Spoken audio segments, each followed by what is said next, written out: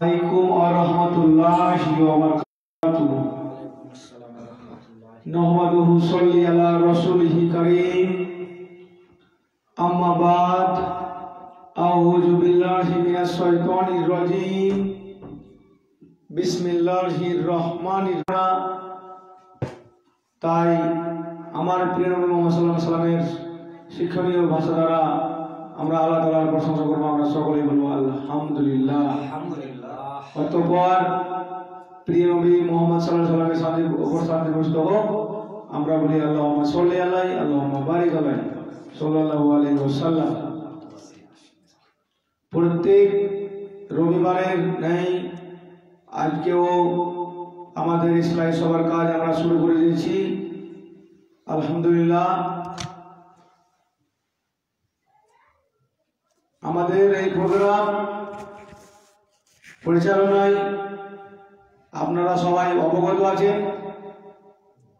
যে আমাদের এই প্রোগ্রাম AIL অর্থাৎ আদর্শ ইসলামিক লাইব্রেরি দাওয়া সেন্টার প্রতিষ্ঠাতা MD হাবিবুল্লাহ বিন সুমান ভাইয়ের অক্লান্ত পরিশ্রম। আপনারা সবাই ভাইয়ের জন্য এবং আমাদের জন্য দোয়া করবেন যাতে আমাদের এই দাওয়া সেন্টার আল্লাহর কাছে সব থেকে প্রিয় এবং পছন্দনীয় হয়ে যায়। তো আপনাদের সামনে কোরআন ও হাদিসের কিছু কথা তুলে ধরবেন এবং আপনারা মনোযোগ সহকারে শুনবেন এবং আমল করার চেষ্টা করবেন। আসুন ভাই বলা ভাই।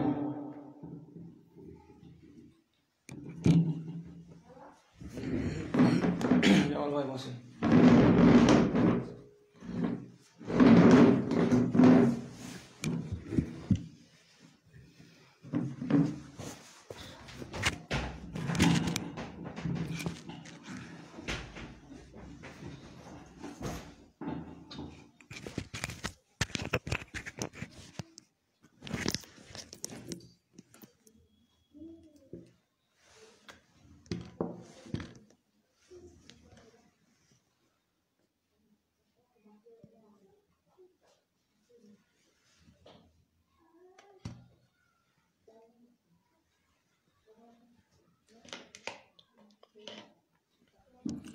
السلام عليكم ورحمة الله وبركاته. إن الحمد لله نحمده ونستعينه ونستغفره ونعوذ بالله من شرور أنفسنا ومن سيئات أعمالنا. من يهده الله فلا مضل له ومن يضلله فلا هادي له. ونشهد أن لا إله إلا الله وحده لا شريك له. ونشهد أن محمدا عبده ورسوله. يا أيها الذين آمنوا اتقوا الله حق تقاته ولا تموتن إلا وأنتم مسلمون. يا أيها الناس اتقوا ربكم الذي خلقكم من نفس واحدة وخلق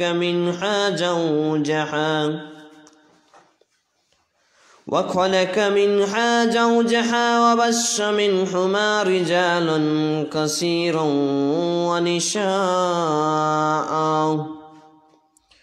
واتقوا الله الذي تساءلون به والأرحام إن الله كان عليكم رقيبا. أما بعد أما بعد فإن خير الحديث كتاب الله وخير الحدي حدي محمد صلى الله تعالى عليه وسلم وشر الأمور محدثاتها وكل محدثات بدعة وكل بدعة ضلالة وكل ضلالة في النار. فقد قال الله تعالى في كلامه المجيد والفرقانه الحميد: أعوذ بالله السميع العليم من الشيطان الرجيم. بسم الله الرحمن الرحيم.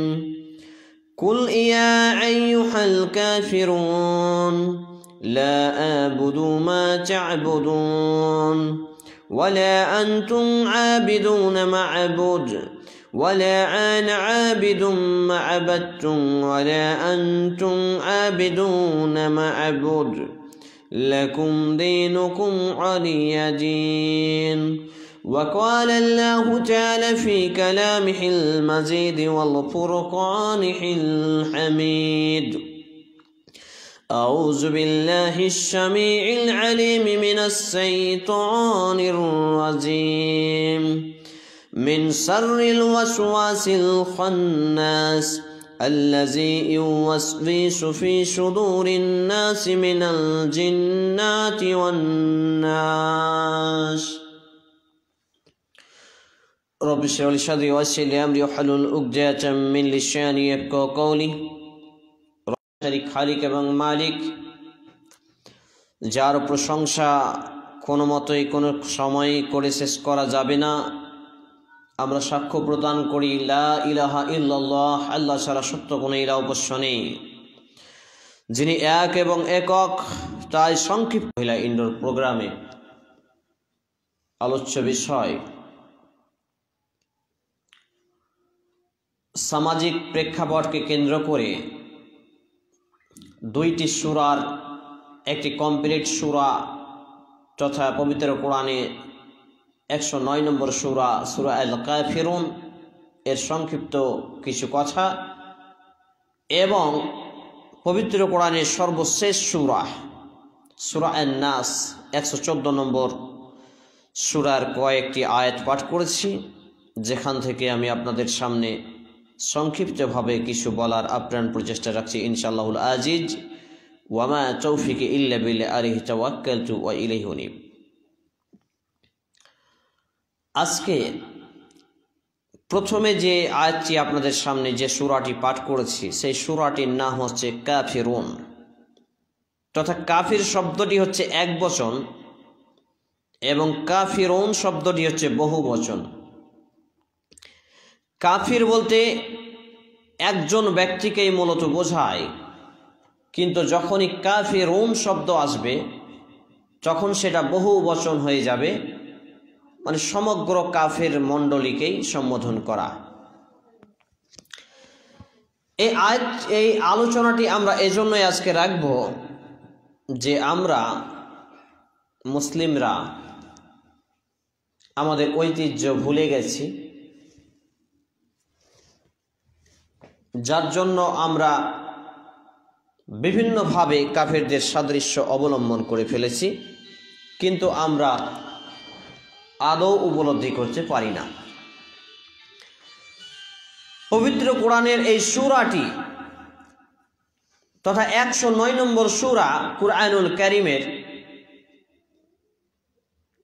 আল্লাহ সুবহানাহু ওয়া তাআলা প্রথমে বলছেন বিসমিল্লাহির রহমানির রহিম, কুল ইয়া আইয়ুহাল কাফিরুন, তথা হে নবী আপনি বলে দিন, হে কাফের কুল, হে কাফের সম্প্রদায়রা, লা আ'বুদু মা তা'বুদুন, আমি এমন রবের ইবাদত করি না যার ইবাদত তোমরা করো, ওয়ালা আনতুম আবিদুনা মা আ'বুদ, এবং তোমরাও ইবাদতকারী নও যার ইবাদত আমি মুহাম্মদ সাল্লাল্লাহু আলাইহি সাল্লাম তিনি বলছেন আমি করি। এই কথাটি শিখিয়ে দিচ্ছেন আল্লাহ তাআলা। ওয়ালা আনা আবিদুম মা আবাদতুম, এবং আমি ইবাদতকারী নই যার ইবাদত তোমরা করো। ওয়ালা আনতুম আবিদুনা মা আবুদ, তোমরাও ইবাদতকারী নও যার ইবাদত আমি করি। লাকুম দীনুকুম ওয়ালিয়া দীন, তোমাদের জন্য তোমাদের ধর্ম আর আমাদের জন্য আমাদের ধর্ম। তথাপি মহান আল্লাহ সুবহানাহু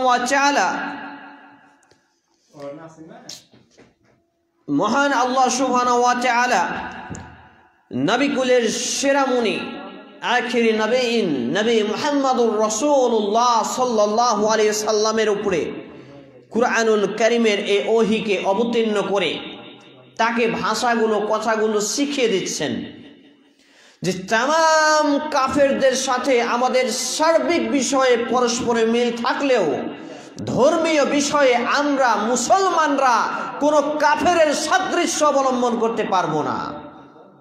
কিন্তু দুর্ভাগ্যজনক ক্রমে আজকে আমাদের ঘরের নারী পুরুষ মুসলমানরা বলে ধর্ম যার যার উৎসব সবার।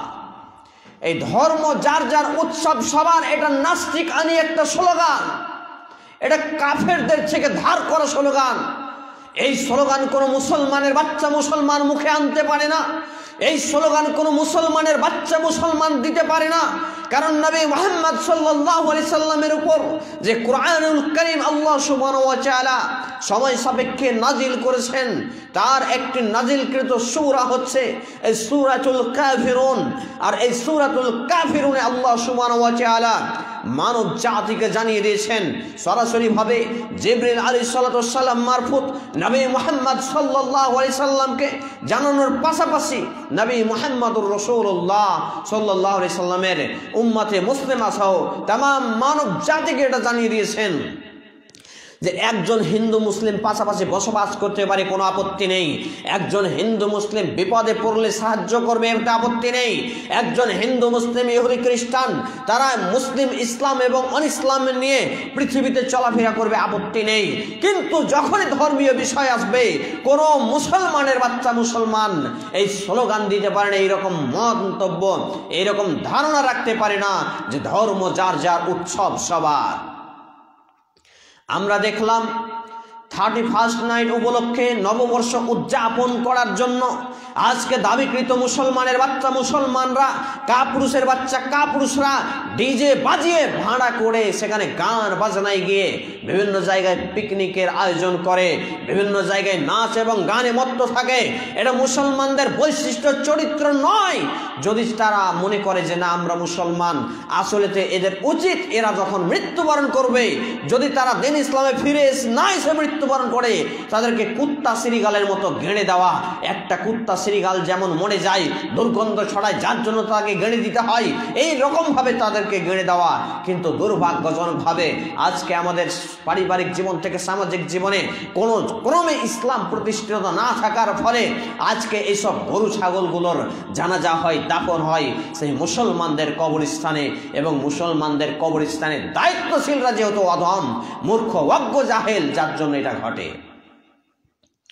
তথাপি আল্লাহ সুবহানাহু ওয়া তাআলা জানিয়ে দিলেন কাফেরদের সাথে বেদিন বেঈমান মুশরিকদের সাথে মুসলমানদের কোনো আপোষ নেই। ধর্মীয় ব্যাপারে পৃথিবীর ব্যাপারে তাদের সংঘবদ্ধভাবে চলতে পারে, কিন্তু কোনো মুসলমানের বাচ্চা ধর্মীয় ব্যাপারে অধর্মকে সে পালন করতে পারে না, সে নাস্তিকবাদী স্লোগানকে গাইতে পারে না, সে কোনো ক্রমে কোনো মতে বিজাতীয় সাদৃশ্য অবলম্বন করতে পারে না।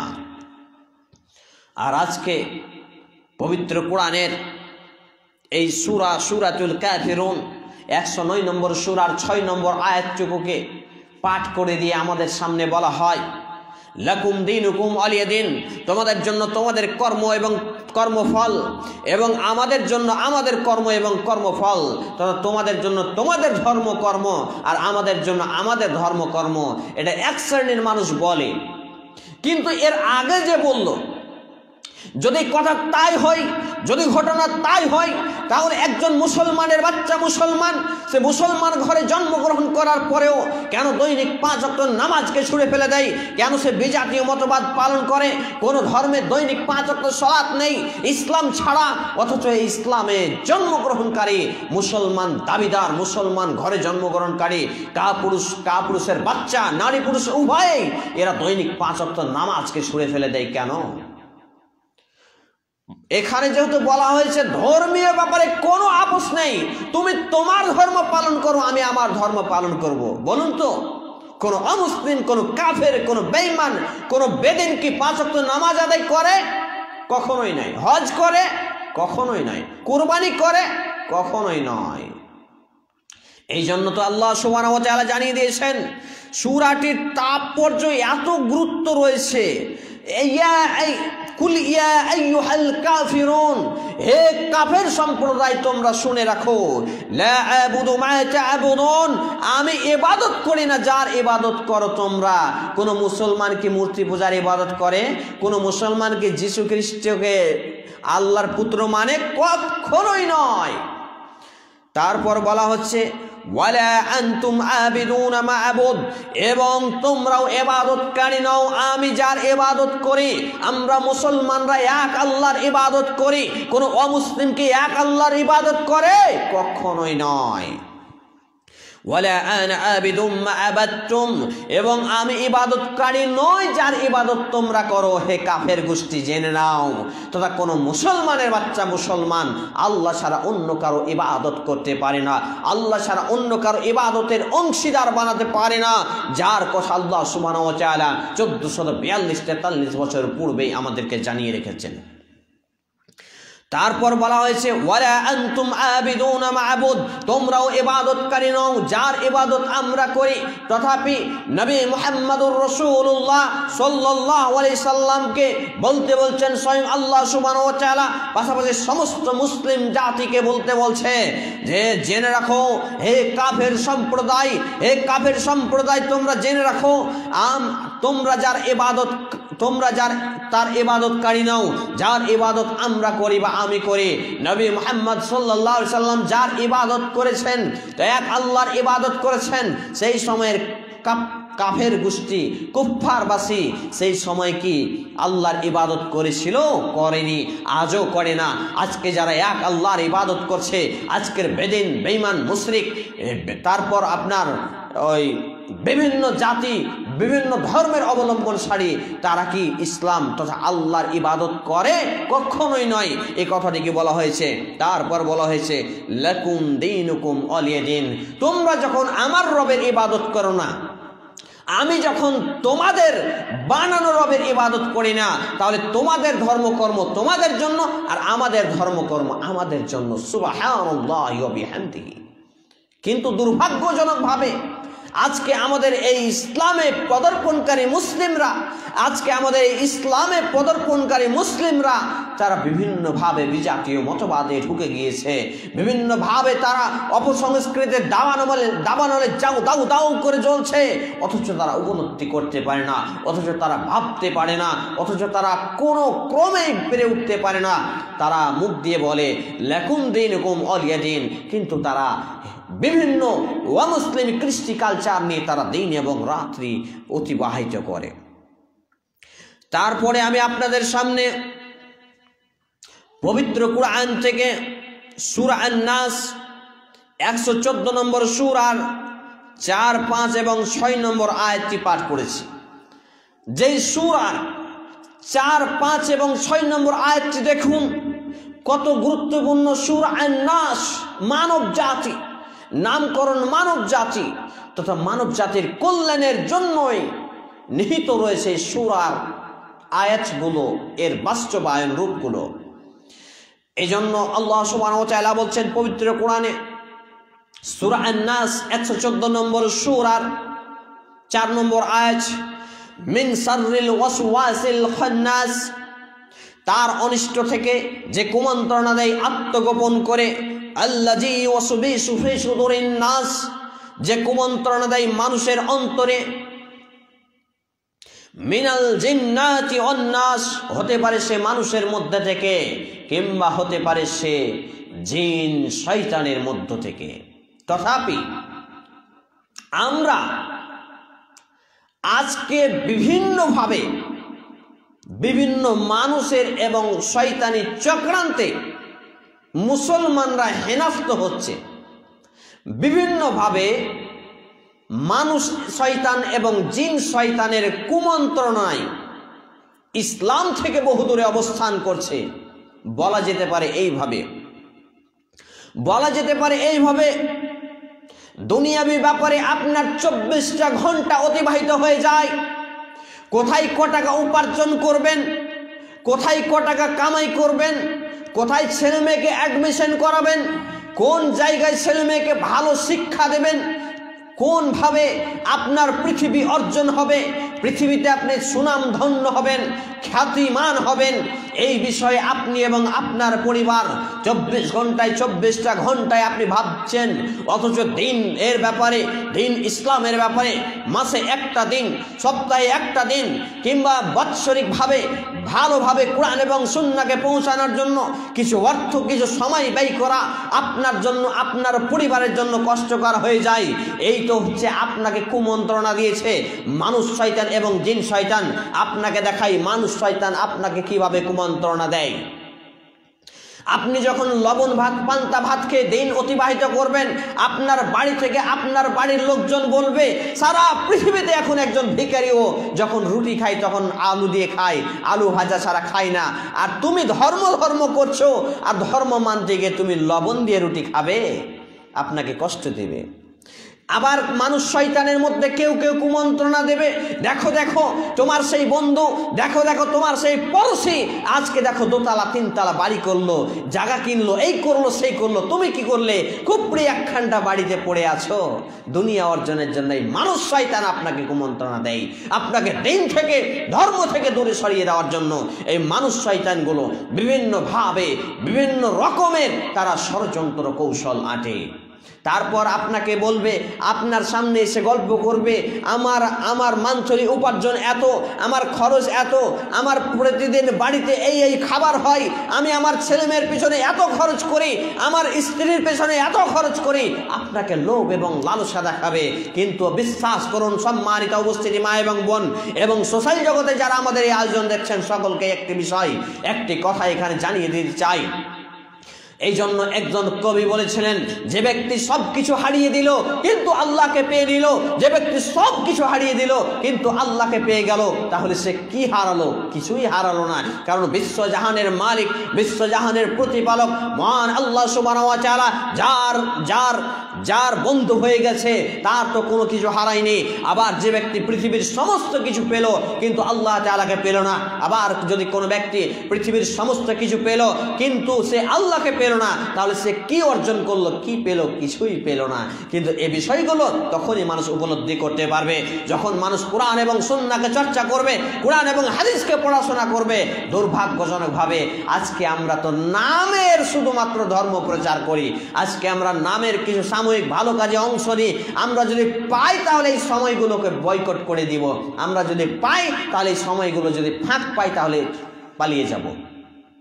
ধর্মের পথে সময় ব্যয় করে তো টাকা পাই না, এখানে তো আমার টাকারও খরচ হয়, সময় খরচ হয়, এখানে আমরা সময়। তাহলে আরে বেটা তুমি পায়খানা কেন করো, তুমি পেশাব কেন করো? তুমি পেশাব এবং পায়খানায় গিয়ে তো তোমার সময় নষ্ট হয়। তুমি ঘুম কেন করো? তোমার ঘুমে তো তোমার সময় নষ্ট হয়। তোমার যেমন পেশাব এবং পায়খানার প্রয়োজন পড়ে, তোমার যেমন ঘুমের প্রয়োজন পড়ে, জেনে রাখো জান্নাত পাওয়ার জন্য, আল্লাহর রাস্তায় আল্লাহর দ্বীনকে বাস্তবায়ন করার জন্য, কোরআন এবং সুন্নাহকে প্রচার করার জন্য তোমার প্রয়োজন আছে সময়ের। কিন্তু হয়ে ওঠে কখনোই নয়। এইগুলো মানুষ শয়তান এভাবে আপনাকে কুমন্ত্রণা দেয়। এতক্ষণগুলো যা দেখালাম, মানুষ শয়তান অসংখ্য কুমন্ত্রণা দেয়, আরো কুমন্ত্রণা দেয় সারা পৃথিবীর মানুষ এইভাবে চলছে, তুমি তার ব্যতিক্রম চলবে, তাহলে কি সারা পৃথিবীর মানুষ সবাই খারাপ, তুমি ভালো, এইরকম ভাবে কুমন্ত্রণা দেবে। তারপর আপনাকে বলবে সারা পৃথিবীর মানুষ তো এত অন্যায় অপকর্ম করছে, এত হারাম উপার্জন করছে, তাদের তো শাস্তি হয় না, তুমি একাই মানে ইমানদার, মুরলি, মুসদ্দি, বিভিন্নভাবে আপনাকে মানুষ শয়তান কুমন্ত্রণা দেবে, জিন শয়তান কুমন্ত্রণা দেবে আপনাকে মনে মনে। জিন শয়তান কুমন্ত্রণা দিবে আপনাকে মনে মনে, ওয়াসওয়াসা দিবে আপনার মনে। মুয়াজ্জিন যখন বলেছে আসসালাতু খায়রুম মিনান নাওম, যখন আপনাকে বলে দিয়েছে মুয়াজ্জিন আসসালাতু খায়রুম মিনান নাওম, ঘুম থেকে সালাত উত্তম, আপনি যদি ঈমানদার হন উঠে যাওয়ার চেষ্টা করেন, শয়তান আপনার মনে মনে বলবে এত ঠান্ডাতে সবাই শুয়ে আছে, তুই একাই ঈমানদার হতে যাবি, যা নামাজটা পড়ে নেবে। বলে কি বলে না? এটা শয়তান কুমন্ত্রণা দেয়, জিন শয়তান কুমন্ত্রণা দেয়। দুর্ভাগ্যজনক ব্যাপার, দুর্ভাগ্যের বিষয়, লজ্জাকর আপত্তিকর বিষয় হচ্ছে এইগুলো। আজকে আমরা কোরআন এবং হাদিস থেকে দূরে সরে যেতে যেতে এতটাই দূরে সরে গেছি যে আমরা কোনোভাবেই কোনো ক্রমেই কোরআন এবং সুন্নাহকে স্টাডিজ না করার জন্য, পার্থিব জীবন নিয়ে মেতে থাকার জন্য, পার্থিব জীবনকে শুধু ভোগ বিলাসিতার জীবন বানিয়ে রাখার জন্য আজকে আমরা রন্ধে রন্ধে বিভিন্ন বিজাতীয় মতবাদ অপসংস্কৃতির দাবানলে দাউ দাউ করে জ্বলছি, অথচ আমরা উপলব্ধি করতে পারি না যে আমরা কোন জায়গায় এসে পৌঁছেছি, আমাদের যাওয়ার জায়গা কোথায়। আজকে মুসলমান ঘরের ছেলেরা, আজকে মুসলমান ঘরের শিক্ষিতার নামকরণের নারীরা পর্যন্ত বিভিন্নভাবে তারা এই সিম কোম্পানির আন্ডারে কাজ করে, সিম কোম্পানির আন্ডারে কাজ করে। কালকে একজন নারী আমাকে ফোন দিল জিও অফিস সেন্টার থেকে, আমাকে বলল দাদা আপনার রিচার্জটা শেষ হয়ে গেছে, 3 মাস হলো, আপনার সিমটা ব্লক করে দেওয়া হবে। আমি বললাম ঠিক আছে, আপনার নাম তো, তার নাম বলল, নামে আমি গন্ধ পেলাম মুসলিম। আমি বললাম আপনি মুসলিম নারী, তারপরে এই সিম কোম্পানি ডিপার্টমেন্টে কাস্টমার কেয়ারে কাজ করেন। বলছে দাদা আমি তো আর বাড়ি বাড়ি চেহারা দেখিয়ে বেড়াই না, আমার কণ্ঠ যাচ্ছে, অন্য কিছু তো নয়, আমার তো চেহারা যায় না। আমি বললাম শুনে রাখো হে বোন, যদি একজন মুসলমানের স্বাধীনতা থাকতো তার চেহারাকে প্রকাশ করার, তার চেহারাকে খুলে রাখার, তবে বিশ্বাস করো সেটা ইসলাম জানিয়ে দিত। কিন্তু দুর্ভাগ্যের বিষয় ইসলাম সেইটুকু অনুমতি দেয়নি। সম্মানিতা উপস্থিতি মা এবং বোন, আমি আপনাকে এখান থেকে যে বিষয়টি বলতে যাচ্ছি, আজকে আপনার ঘরের আমার ঘরের নারী পুরুষ সবাই যে happy new year message Facebook, Twitter, YouTube সহ বিভিন্ন সোশ্যাল মাধ্যমে তারা শেয়ার করে যাচ্ছে, তাদের অজান্তেই যে তাদের ঈমান হরণ হয়ে গেছে। এবং আমার এবং আপনার ঘরের নারী পুরুষ উভয় সবাই যখন আজকে কোরআন এবং সুন্নাহ থেকে বহুদূরে অবস্থান করেছে, যখন তারা কোরআন এবং সুন্নাহর ধারে কাছেও যাওয়ার চেষ্টা করে না, কোরআনকে তারা ওল্ড মডেল হিসাবে মেনে নিয়েছে। নবী মুহাম্মদ সাল্লাল্লাহু আলাইহি সাল্লামের যে হাদিসগুলোকে তারা ওল্ড মডেল হিসাবে ভাবছে যে এইগুলো পুরানা কোথাকার একটা ধর্ম, তার আধুনিকতার ছোঁয়ায় বিভিন্নভাবে রন্ধে রন্ধে তাদের শিরায় শিরায় বিভিন্ন অন ইসলামিক কৃষ্টি কালচারগুলো আজকে ছড়িয়ে পড়েছে। কিন্তু আমি এবং আপনি যদি এখনো সচেতন হয়ে যাই, আমি এবং আপনি যদি এই মানুষের কুমন্ত্রণা এবং শয়তানের কুমন্ত্রণা থেকে বাঁচতে সদা সর্বদা কোরআন এবং সুন্নাহকে আমাদের জীবনের আদর্শ মাপকাঠি হিসেবে গড়তে আমরা যদি পবিত্র কোরআন এবং সুন্নাহ ভিত্তিক জীবন গড়ার জন্য এই সব মাহফিলগুলো, এই সব সভাগুলোকে একটা একটা করে যদি আমরা পালন করতে যাই, আমরা যদি এই সবগুলোকে আমরা পালন করে যদি কোরআন এবং হাদিস মতো আমাদের জীবনকে বাস্তবায়িত করতে চাই, আমরা যদি এই সব সভাগুলোতে বেশি বেশিভাবে যোগ দিই, তাহলে আগামী প্রজন্ম আমাদের জন্য হতে পারে এক আনন্দের স্থান বয়ে আনবে ইনশাআল্লাহ তাআলা। কিন্তু দুর্ভাগ্যজনকভাবে যদি আমরা এ থেকে দূরে সরে যাই, আমরা যদি পৃথিবীর মোহে আচ্ছাদিত হয়ে যাই, আমরা যদি বিভিন্ন বিজাতীয় মতবাদ সংস্কৃতিতে ডুবে থাকি, তাহলে কখনোই আমরা সহ আমাদের আগামী প্রজন্ম কখনোই পরিবর্তনের আশা করা যায় না। আজকে যারা যেসব ভাইরা দাওয়া ও ইসলাহি কাজে কাজ করার চেষ্টা করছে, তাদের রয়েছে বহুত ফল্ট এবং আপত্তিকর বিষয়। দেখলেন আমাদের একজন ভাইকে, সভাপতি ভাইকে সপ্তাহে একটা দিন প্রোগ্রাম, অথচ সপ্তাহে একটা দিন প্রোগ্রামে তার ব্যস্ততা ছুটে না। তো এইগুলোই প্রমাণ করে যে আপনি দুনিয়ার মোহে আচ্ছাদিত হয়ে গেছেন, আপনি দুনিয়ার মোহে ছুটে বেড়াচ্ছেন। কেন আমার যদি আজকে মাত্র 1,500 টাকা মাসে, 1,500 টাকাও সময় জুটে না উপার্জনে, যদি আমার সংসার চলে, আপনার চলবে না কেন? তারপরেও আমি মনে করি আলহামদুলিল্লাহ আমি ভালো আছি, আমাকে একটা বংশীয় লোক, আমার নানা বংশের লোকজন আমাকে জমিদার রাজার বেটা টাইটেল দিয়েছে। আমি আলহামদুলিল্লাহ পড়েছি। এজন্য যে তারা যেহেতু আমাকে এই উপাধি দিয়েই দিয়েছে রাজার বেটা, কারণ দিন ইসলামের কাজের জন্য 24 ঘন্টায় হয়তো বা 20টা ঘন্টায় দিন ইসলামের পথে সময় ব্যয় করার পরেও মহান আল্লাহ সুবহানাহু ওয়া তাআলা আমার ঘরে আমার পেটে রুজি পৌঁছে দিয়ে যাচ্ছেন, তাহলে আমি তো আলহামদুলিল্লাহ অবশ্যই করব। এ প্রশংসার অধিকারিত মহান আল্লাহ তাআলা, এই সমস্ত প্রশংসার অধিকারিত মহান আল্লাহ সুবহানাহু ওয়া তাআলা, তাহলে আমার আলহামদুলিল্লাহ পড়তে আপত্তি কোথায়? কিন্তু আজকে দেখুন, আজকে আমাদের ঘরে আমাদের যারা মনে করি যে শুধু টাকাতেই ইসলাম বা ধর্ম মানা যায়, বিভিন্ন জায়গায় টাকা দান করলে, বিভিন্ন সংগঠনে বিভিন্ন ফান্ডে টাকা দান করলে আমরা হয়তো মুক্তি পেয়ে যাব, তাদেরকে বলতে চাই যে মহান আল্লাহ সুবহানাহু ওয়া তাআলা যে এত সুন্দরভাবে আমাদেরকে জানিয়ে দিয়েছেন যে বিষয়গুলো, যে আল্লাহ সুবহানাহু ওয়া তাআলা বলছেন আল্লাযী ইউওয়াসবিসু ফি সুদুরিন নাস, যে কুমন্ত্রণা দেয় মানুষের অন্তরে, মিনাল জিন্নাতি ওয়ান নাস, হতে পারে সে জিনেদের মধ্যে থেকে অথবা মানুষের মধ্যে থেকে। আজকে আমরা রন্দে রন্দে বুঝতে পারি, সিরাই সিরাই উপলব্ধি করতে পারি, যাদের কোরআন এবং সুন্নাহর বেসিক জ্ঞান এবং নলেজ আছে, তারা হারে হারে টের পায় যে কোন ধরনের মানুষ তাদেরকে কুমন্ত্রণা দেয় এবং জিন শয়তান কিভাবে তাদেরকে কুমন্ত্রণা দেয়। আজকে আমাদের সমাজের মানুষগুলো আজকে অনেকভাবে কুমন্ত্রণা দেয়, যেটা আমি আজকেও পেয়েছি। একটা মানুষ শুধু পৃথিবী অর্জনের দিকেই দেখে। আজকে লক্ষ লক্ষ মানুষ দিন ইসলামকে পরিত্যাগ করে দিয়েছে। মানুষ তো ভাবে না দিন ইসলাম তার ভালো মন্দ হওয়ার মাপকাঠি। মানুষ তো মনে করে নিয়েছে একজন মানুষের ভালো, একজন মানুষের খারাপ হওয়ার মাপকাঠি হিসেবে মানুষ বেছে নিয়েছে টাকা পয়সা, ধন দৌলতকে। মানুষ যদি জানতো, মানুষ যদি এইটাকে গ্রহণ করত যে মানুষের ভালো এবং মন্দ হওয়ার মাপকাঠি টাকা পয়সা ধন সম্পদ নয়, তার বিলাসিতার জীবন নয়, বরঞ্চ মানুষের ভালো হওয়ার মানদণ্ড, মানুষের সাফল্য অর্জনের মানদণ্ড হচ্ছে পবিত্র কোরআন এবং সুন্নাহ।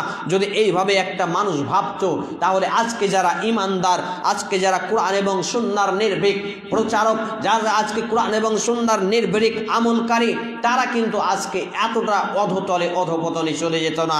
আপনি যদি দেখেন যে আজকে যারা কোরআন এবং সুন্নাহকে বাস্তবায়ন করে, আজকে যারা কোরআন এবং সুন্নাহকে প্রচার এবং প্রসার করে, যারা দায়িত্বহীনভাবে কোরআন এবং সুন্নাহর পেছনে দিন এবং রাত নিয়ে যেতে রয়েছে, তাদের উপরে কি জ্বালা, কি যন্ত্রণা, কি জুলুম, কি নিপীড়ন আজকে শুরু হয়েছে, আপনি যদি একটু একটু করে ভাবেন তাহলে বুঝতে পারবেন।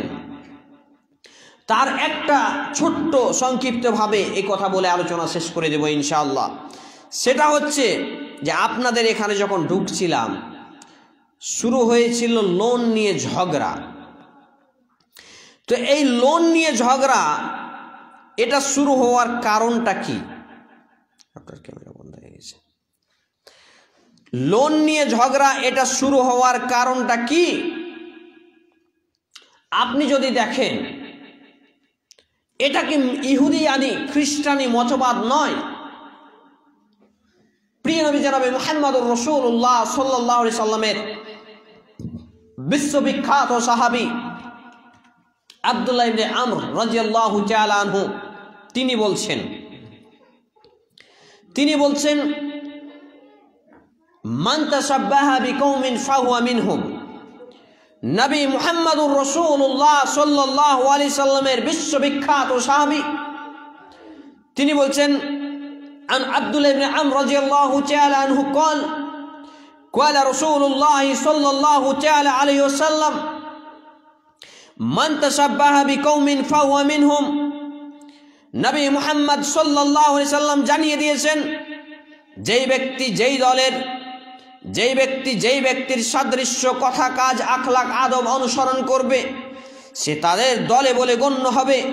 সম্মানিতা উপস্থিতি মা এবং বোন, যে নবী মুহাম্মদুর রাসূলুল্লাহ সাল্লাল্লাহু আলাইহি সাল্লাম এই লোন জাতীয় সুদী কারবারকে হারাম করেছেন 1442 বছর পূর্বে, যা হারাম করেছেন আল্লাহ সুবহানাহু ওয়া তাআলা কুরআনুল কারীমে, যার ভয়ঙ্কর বিবৃতি নবী মুহাম্মদ সাল্লাল্লাহু আলাইহি সাল্লাম জানিয়ে দিয়েছেন। আজকে আমাদের ঘরের পুরুষরা তারা তাদের স্ত্রীর নামে, তাদের বোনের নামে, তাদের মায়ের নামে লোন নিচ্ছে। তারা কি জানে 1 টাকা লোনের সুদ খাওয়া, বিভিন্নভাবে সুদ খাওয়ার পাপ এবং পরিণাম ভয়ঙ্কর। বিভিন্ন অশান্তির দাবানল আজকে এই লোনের কারণ, এই ঘরোয়া লোন, বন্ধন লোনের কারণ সহ বিভিন্ন লোন এবং বিভিন্ন ফিতনা এবং ফাসাদ তৈরি করার একটি মূল কারণ হয়ে গেছে। যদি তাই না হয়, রাস্তার মোড়ে মোড়ে দাঁড়িয়ে এই একেবারে অসভ্য বর্বর বন্য নারীর মতো ঝগড়া করে, তার ঠোঁটের জোরকে উপরে করতে দ্বিধা পাই না। এইসব নারীগুলো কে? এইসব নারীগুলো কোনো পুরুষের হয় স্ত্রী, নইলে তার মেয়ে, নইলে তার মা না তো বোন। তারা আজকে এমন হলো কেন? তাদের পুরুষরা কি হিজড়া নাকি কাপুরুষ? কেন? নবী মুহাম্মদ সাল্লাল্লাহু আলাইহি সাল্লাম বলেছেন, সুদের পাপের 70টি ভাগ রয়েছে, তার মধ্যে সর্বছোট, সবথেকে ছোট্ট পাপের ভাগ হচ্ছে নিজের মায়ের সাথে জেনা করা। যে ব্যক্তি 1 টাকা সুদ খেলো, সে তার নিজের মায়ের সাথে জেনা করলো। বলুন তো, আপনার এলাকার পাগলা কুত্তাকে যদি বলেন তার মায়ের সাথে শুয়ে থাকতে পারবে? কখনোই নয়। তাহলে সে সুদ কেন খায়? নবী মুহাম্মদ সাল্লাল্লাহু আলাইহি সাল্লাম তো বলেছেন, যে ব্যক্তি 1 টাকা সুদ খাবে, তাহলে সে নিজের মায়ের সাথে 36 বার জেনা করলে যা পাপ হয়, তার তা পাপ হবে। আর মানুষ শয়তান কুমন্ত্রণা দেয়, লোনটা নিয়ে সংসারটা ভালো চলবে, বাড়িঘাট করে নিবি, বেড়ি বেঁধে সোজ করে দিবি। আর জিন শয়তান তো মনে মনে বলতে আছে, এই তো লোন, এটা আবার সুদ হলো নাকি? আমি সুদ তো দিচ্ছি, আমি তো সুদ খাচ্ছি না। নবী মুহাম্মদুর রাসূলুল্লাহ সাল্লাল্লাহু আলাইহি সাল্লামের রেখে যাওয়া বিধান অনুসারে যে ব্যক্তি সুদ নেবে, যে ব্যক্তি সুদ দেবে, যে ব্যক্তি সুদের সাক্ষী থাকবে, যে ব্যক্তি সই করবে, যে পেপার দিবে, সবাই সমপরিমাণ পাপের ভাগীদার। আর আজকে ঘরে ঘরে এই বন্ধন লোন, এই ঘরোয়া লোন সহ বিভিন্ন জিনিস আজকে কিস্তির মাধ্যমে ঢুকে গেছে, আর মানুষ সেটা আনন্দে চিত্তে গ্রহণ করছে। মোবাইল কেনো কিস্তির মাধ্যমে, মোবাইলের দাম 5,000 টাকা, আবার তোমাকে লাগবে 5,500 টাকা, 500 টাকা সুদ। যদি যে কিছু আলেম ওলামা বক্তা ফতুয়া দিয়ে দিয়েছে, সেটা তার ফতুয়া মাত্র, সেটা কোরআন এবং সুন্নাহ নয়, সেটা আল্লাহ তার রসুলের বিধান নয়, এটা তার ফতোয়া। সেই ফতোয়াকে লাথি মেরে ছুঁড়ে ফেলে দেওয়ার পর্যন্ত অধিকার আছে। কিন্তু দুর্ভাগ্যের বিষয়, এই শয়তানি কুমন্ত্রণা এবং মানুষের কুমন্ত্রণা আজকে আমার জাতি বুঝলো না। তাই তো বিভিন্নভাবে বিজাতীয় মতবাদ এবং অপসংস্কৃতি আজকে দাউ দাউ দাউ দাউ করে আগুন জ্বলছে, আর মুসলমানরা অধঃপতনের অধঃতলে তলিয়ে যাচ্ছে। তারা আজকে হাবুডুবু খাচ্ছে।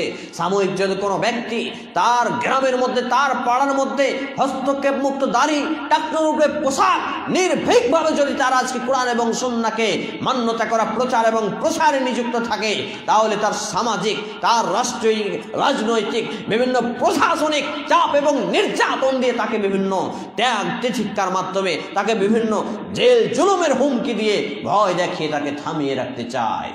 এর কারণ মুসলমানরা আজকে হাতে চুরি পড়া হয়েছে। আজকে অধিকাংশ মুসলমান পুরুষদের অবস্থা, তারা স্ত্রীর কথায় উঠা বসা করে। নবী মুহাম্মদুর রাসূলুল্লাহ সাল্লাল্লাহু আলাইহি সাল্লাম যার প্রতি লানত করেছে, একজন দায়িত্বশীল হিসেবে পুরুষকে নির্বাচন করেছেন। নবী মুহাম্মদ সাল্লাল্লাহু আলাইহি সাল্লামের 11টা স্ত্রী ছিলেন, কাউকে তিনি দায়িত্ব দেননি সংসার চালার, পরিবার চালার। আর আজকে আমাদের ঘরের মুসলমানরা তারা বিদেশ যায় বা বিভিন্ন জায়গায় বিভিন্নভাবে দোকান বাগান ব্যবসা বাণিজ্য করে, সব মালিকানা স্ত্রীকে দেয়, স্ত্রীর হাতে সব উপার্জন করে এনে দেয়। এগুলো কাপুরুষের পরিচয়। কোন মুসলমানের বাচ্চা ভাড়ুয়া হতে পারে না, তার স্ত্রীর কথায় উঠবাস করতে পারে না, বরঞ্চ তাকে তার স্ত্রীর কথায় উঠবাস করাতে হবে, তাকে তার স্ত্রীকে তার কথায় উঠবাস করাতে হবে। এটা হচ্ছে মুসলমানের পরিচয়। এই আল্লাহ এবং আল্লাহর রসুল লানত করেছে যারা পুরুষ হওয়ার পরেও নারীর কথায়, স্ত্রীর কথায় উঠবাস করে। এখান থেকে আমি যে বার্তাগুলো আপনাকে দিতে যাচ্ছি, যে কোরআন এবং সুন্নাহকে অর্জন করুন। কোরআন এবং সুন্নাহ শুনে শুনে শুধু নয়, পড়াশোনা করতে হবে। আজকে এক কান দিয়ে শুনলাম, এক কান দিয়ে বের করে দিলাম। 10টা টাকা দিন ইসলামের পথে দান করতে আজকে আমাদের মাথা ব্যথা, কোমর বাঁকিয়ে ভেঙে যায়। কি আজব দেশের গজব প্রাণীতে পরিণত হয়েছি আমরা। আজকে যদি আমরা এইভাবে চলি, আজকে দেখুন সরকারের অবস্থা, ঈদ আসছে, ঈদ আপনার আবার করোনা ভাইরাস, ওমিক্রন ভাইরাস চলে এলো, আবার তাদের রাজনৈতিক দলের ভোট কাচরা চলবে, আবার তখন ভাইরাস পালিয়ে যাবে, আবার তাদের শিক্ষা প্রতিষ্ঠান বন্ধ করে দেওয়া হবে। আজকে আপনার জাতিকে পঙ্গু করে দেবে। আজকে যে সরকার যে পদক্ষেপগুলো নিচ্ছে, আজকে প্রত্যেকটা জাতিকে প্রত্যেকটা ঘরে ঘরে তারা পঙ্গু করে দেবে, অশিক্ষিত মূর্খ বন্য করে দেবে। এর কারণ হচ্ছে লুটে পুড়ে খাওয়ার জন্য। অতএব সচেতনতা অবলম্বন করে নিজে এবং নিজেদের পরিবারগুলোকে কোরআন এবং সুন্নাহ অনুপাতে আপনাদের জীবনগুলোকে গঠন করুন, যাতে করে আপনি সহ আপনার পরিবারগুলো ইহকালীন এবং পরকালীনভাবে সাকসেসফুল অর্জন করতে পারে, কামিয়াবি অর্জন করতে পারে। খোটা দিয়েছে। পরিশেষে আপনাদের প্রতি উদাত্ত আহ্বান থাকছে, পবিত্র কোরআন এবং সুন্নাহর স্বার্থহীনভাবে জ্ঞান অর্জন করার জন্য আদর্শ ইসলামিক লাইব্রেরি দাওয়াত সেন্টারের এই প্রোগ্রামগুলোতে উপস্থিত হন এবং যেখানে না আছে সংগঠনের নামে কোনো ফেরকাবন্দি, না রয়েছে কাদা ছুড়াছুড়ি, দলাদলি, বিভক্তির দলদলার মধ্যে, শুধুমাত্র পবিত্র কোরআন এবং সুন্নাহ সঠিক আকীদা ও মানহাজ ভিত্তিক প্রচার ও প্রসারে আজকে কাজ করে যাচ্ছে আদর্শ ইসলামিক লাইব্রেরি দাওয়াত সেন্টার ও তার পরিবারবর্গ। আলহামদুলিল্লাহ সুম্মা আলহামদুলিল্লাহ, ইনশাআল্লাহ তাআলা আল্লাহ যদি জীবিত রাখেন, আগামী কালকেই আমরা আদর্শ ইসলামিক লাইব্রেরি দাওয়াত সেন্টারের জায়গার টাকা কিছু অংশ পেড করে দেব। এখনো আমাদের প্রয়োজন 1,20,000 টাকা মতো, যা ইমিডিয়েটলি একেবারে কারেন্টলি আমাদের প্রয়োজন। যে জায়গার উপরে পবিত্র কোরআন এবং সুন্নাহর নির্ভীক প্রচার প্রসার হবে, নারী পুরুষদের সেখানে কাজের ব্যবস্থা ইনশাল্লাহ করার চেষ্টা আছে। নারী পুরুষদের সেখানে কোরআন এবং হাদিস শিক্ষার ব্যবস্থা আমরা ইনশাল্লাহ করব। আমাদের কয়েকটি টার্গেট আছে যেটা আমাদের হ্যান্ডবিলে রয়েছে। অতএব আপনারা দানগুলো মুক্ত হস্তে করুন। এখন তো এলাকায় মসজিদের অভাব নেই, বিভিন্ন মসজিদে আজান দেওয়ার পর্যন্ত মানুষ খুঁজে পাওয়া যায় না। আমার বাড়ির পাশে যে জায়গাটা দাওয়া সেন্টার হতো, সেই জায়গাটাই দাওয়া সেন্টারের জায়গা না নিয়ে সেই জায়গাটাকে মসজিদ করা হলো, আলহামদুলিল্লাহ পড়েছি। কিন্তু দুঃখের বিষয় হচ্ছে সেই মসজিদে আজান দেওয়ার লোক খুঁজে পাওয়া যায় না। সেখানে 4 ওয়াক্ত ইমামতি করি আমি, এর পরেও সেখানে আজান দেওয়ার লোক খুঁজে পাওয়া যায় না। বাই চান্স যদি আমি কোনো কাজে বাইরে চলে যাই, আপনার এলাকায় বিভিন্ন মাদ্রাসায় আপনি দান করেছেন, যেটা আপনি কি নিয়তে করেছেন আল্লাহ দেখবে, সেটা আমার দেখার বিষয় নয়। কিন্তু অধিকাংশ মাদ্রাসাগুলোতে আজকে কি সঠিকভাবে কোরআন এবং সুন্নাহর বাস্তবায়ন আছে? কোনোভাবেই আজকে খুঁজে পাওয়া মুশকিল। তারপরে আপনি দান করে এসেছেন। তাহলে আদর্শ ইসলামিক লাইব্রেরি দাওয়াত সেন্টার নির্ভীক প্রচার মাধ্যম কোরআন এবং সুন্নাহকে সঠিক আকীদা ও মানহাজ ভিত্তিক পরিবার থেকে পরিবার পৌঁছে দেওয়ার জন্য কাজ করে যাচ্ছে। তাকে আপনাকে একবারে মুক্ত হস্তে দান করতেই হবে, অবশ্যই করতে হবে, নইলে এর জন্য হিসাব আপনাকে দিতে হবে। কেন? আজকে দাওয়া সেন্টারের মাধ্যমে আপনি এখানে এসেছেন, আজকে দাওয়া সেন্টারের মাধ্যমে কত মানুষ হেদায়েত পাচ্ছে। আল্লাহ সুবহানাহু ওয়া তাআলা আপনাকে সেই নেকিতে অংশ নেবেন। গতকালকে কেরালা থেকে একজন ভাই ফোন করেছিলেন, তার আগে একজন বারাসাত থেকে ফোন করেছিলেন, একাধিক আমাদের ফোন আসছে এবং সবাই বলছেন, তার আগে বর্ধমান থেকে ফোন এসছে, তার আগে মেমরি থেকে ফোন এসছে। মানুষ আজকে আমাদের আলোচনা দেখে উপকৃত হচ্ছে এবং দোয়া দিচ্ছে আমাদেরকে, আমাদের কাজে বাহবা জানাচ্ছে। এখন মোবাইল খরচ জানেন সর্বনিম্ন যদি নেট নাও চালান 200 টাকা 199 টাকা রিচার্জ করতে হবে আপনাকে। এমনকি গতকালকে কাস্টমার কেয়ারে আমাদেরকে ফোন করে জানালো আমাদের দাওয়া সেন্টারের অফিসিয়াল নাম্বারটাকে বন্ধ করে দেওয়া হবে, 1 মাসে 200 টাকা রিচার্জ করতেই হবে। তাহলে আমাদের নেটের জন্য 400 টাকা প্রতি মাসে খরচ লাগে। যদি আপনারা দান না করেন তাহলে এগুলো কিভাবে চলবে? সম্ভবই নয়।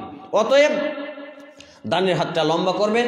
আমি পরিশেষে বলতে যাচ্ছি, দৈনিক 5 ওয়াক্ত সালাত সহ বিভিন্ন যে ইবাদতগুলো রয়েছে সেগুলো অবশ্যই আপনারা পালন করুন এবং কোরআন এবং সুন্নাহর জ্ঞান অর্জনের জন্য নিজে আসুন, অন্যকে নিয়ে আসুন। ইনশাআল্লাহ আপনি, আপনার পরিবার, আপনার পাড়া, আপনার সমাজ গঠন হবেই হবে ইনশাআল্লাহ। আল্লাহ যদি দেহে শ্বাস রাখে এবং বলার ক্ষমতা নসিব করে রাখেন, ইনশাআল্লাহ আমরা এভাবেই আজীবন মৃত্যুর আগ পর্যন্ত বলবো এবং সমাজ সংস্কারের কাজ আমরা করব। মহান আল্লাহ তাআলার কাছে দোয়া রাখি, আল্লাহ তাআলা যেন আমাদের জীবনের ভুল ত্রুটি ক্ষমা করে আমাদেরকে সঠিক পথে দিশা দান করেন। আমরা বলি আল্লাহুম্মা আমিন।